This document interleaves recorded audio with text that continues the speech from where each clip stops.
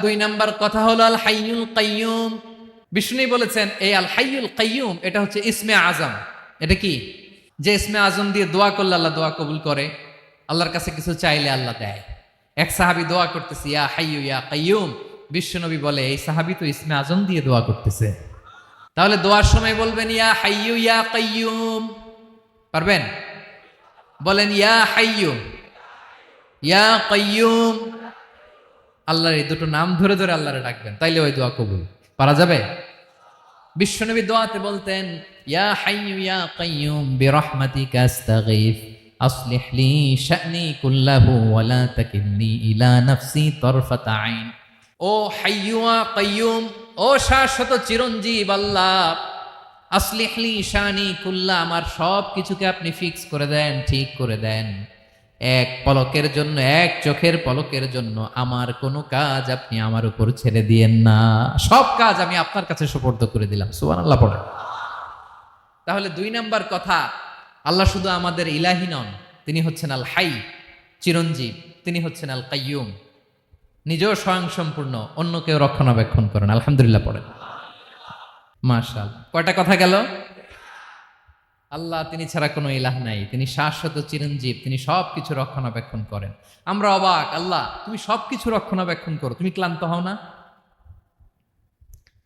তোমার ঘুম আসে না? আমরা যদি 8 ঘন্টা কাজ করি, আপনাদের ডিউটি কয় ঘন্টা? 12 ঘন্টা। ঘুম আসে না রাতে? সারাদিন যখন কাজ করেন বিছানায় যেয়ে পড়লেই আয় রে কি আরামের ঘুম। আল্লাহ বলে ওয়াজআলনা নাওমাকুম সুবাতা, আমি ঘুমকে বানিয়েছি তোমাদের বিশ্রামের বাহন। আলহামদুলিল্লাহ। 12 ঘন্টা কাজ করে আবার 4 ঘন্টা 5 ঘন্টা ঘুমাইলেই আবার শরীরের ভেতরে এনার্জিটা দিয়ে দেয় কে? এবার আমাদের মাথায় প্রশ্ন জাগে, আল্লাহ তুমি চিরঞ্জীব, তুমি সব কিছু রক্ষণাবেক্ষণ করো, এত কাজ তুমি করো, এত কিছু তুমি দেখো, তোমার কি ক্লান্তি আসে না? তোমার কি ঘুম আসে না? আল্লাহ তখন বলেন লা তাখুযুহু সিনাতু ওয়ালা নাওম, আমি আল্লাহর চোখে ঘুম নাই, ঘুমের আগে যে তন্দ্রা, সে তন্দ্রাটাও আমি আল্লাহর নাই। নেভার স্লিপ নর স্লাম্বার ওভারটেকস হিম। আল্লাহর ঘুম নাই, ঘুমের আগে যে তন্দ্রা আসে ওইটাও নাই। একটা হচ্ছে গভীর ঘুম, এটার বলে নাওম, আর একটা হলো সিনা, বৈশা আছি গাড়িতে ঝিমাইতেছে, এরকম হয় না? পুরা ঘুমটা এখনো আসে নাই, কিন্তু একটু ঝিমুনি ঝিমুনি ভাব। আল্লাহ বলে ঘুম তো আমি আল্লাহর নাই, ঘুমের আগে যে ঝিমানি আসে ওই ঝিমানিটাও নাই।